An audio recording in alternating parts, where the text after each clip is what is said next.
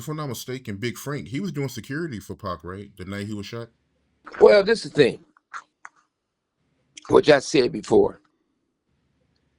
I had a couple other guys that both have been security for Tupac. I have drivers. I never really had security, but I had definitely two guys with two ring size seats to be doing security for Pac. They sent Frank. Pac didn't like Frank. Him and Frank wasn't cool, and I didn't like Frank as the security for Pac. On the simple fact that Frank was more to want to be Pac friend, more the groupie type. If somebody want to take a picture with Pac, Frank can step up and want to be in the picture. You can't be in the picture and watch his back. So when Frank showed up to go to the fight, that was surprising to me. But after this situation happened, after I got Tupac and everyone else from the hotel, we went to another hotel when everybody was hanging out at. And we immediately got out because we didn't take no cabs over there. We drove over there. We went to the next hotel. We see the other dudes hanging out. I ain't getting the details, but we let it be known. Shit. If it's a problem, we're going to deal with it right now. Nobody says no problem. So we went back to my house, as we usually do, and we changed, and, you know, we wear certain clothes to the fight. Then we go to my house. Shit, Pac had a room at the house. Pac had clothes at the house. We changed into our club shit. So when we went to go to the fight, before we went to go to the fight, it was known. It was told. And I laughed at Pac. I said, hey, you done beat up a real gang member. And we started laughing. I said, you really in it? So I told everybody and told the security to send 5 more guys. I don't give a fuck if 7 more guys. Have them be on point for Pac. Fuck the club. The club ain't the situation. Pac is the golden child. So I don't know what happened. I just know this. Surprisingly, nobody had firearms, which is stupid. But I didn't know that until later. And we asked all these questions. This is like people want to, so who telling the truth, who lying about what happened with Snoop or anybody else? Only thing I know is the truth, because I was there.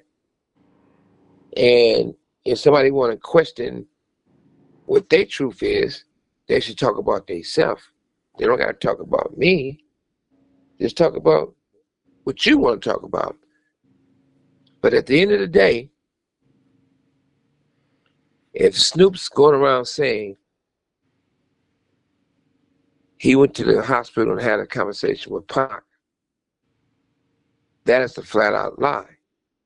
The reason why that was a flat out lie, Pac had already passed away before Snoop left my house.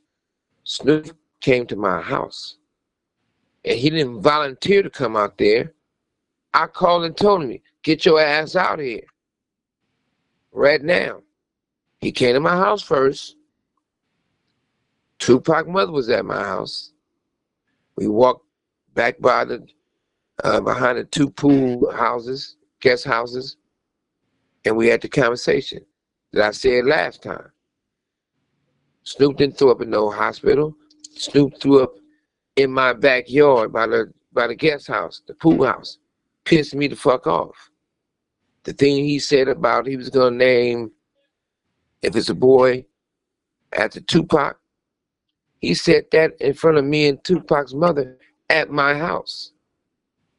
For anything outside of that, who knows what he did when he left my house? But if he went to go visit Tupac, Pac was already gone. And he didn't have no conversation with Tupac. And if he would have had I don't believe he went there, because every person went to go visit Pac. It's pictures. It's footage. No matter who went. I had never seen any pictures or footage. But what I would say 1,000%, he did not talk to Pac. He didn't have a conversation with Pac. He had already passed away. What I would say 1,000%, Snoop and Tupac was not on great terms. What I would say, if you did all these things and you care about the homie Pac that much, like I said before, when he got a star on the Hollywood Walk of Fame, why you or no one else came?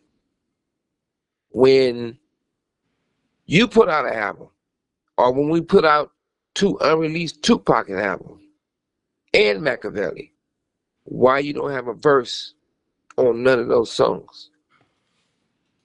Because that's a big deal if you love the man like you say you do. You've been treating that man like an outsider. Make me a believer. I wish it's not true that you didn't have, your hands weren't involved with the assassination of Tupac. And you know and I know you're not going to go to prison or jail. You would never go. All you guys got a report with the authorities. Now, you with the rat. So it's not like we talking and saying we throwing you on the bus. You're not even nowhere near under the bus. But once again, explain to us these things. Don't ask a question and get on your stuff and be like, hey, somebody jealous, that make no sense at all. Or somebody mad, that make no sense at all. You know I'm not going to say nothing negative about you, but I'm going to tell the truth. You know whatever I say once, I can say twice in your face in any room, me alone. And I just don't like the fact that I build something special that nobody ever did. I feel they destroying the brand. I know they destroying the brand. You've been jumping up and down for 3 or 4 years. Nothing you did was successful over there. I know that you put out the Dog Pound album. It was a flop. I know that Andre said that was his best work. Y'all put out an album. Didn't do so well.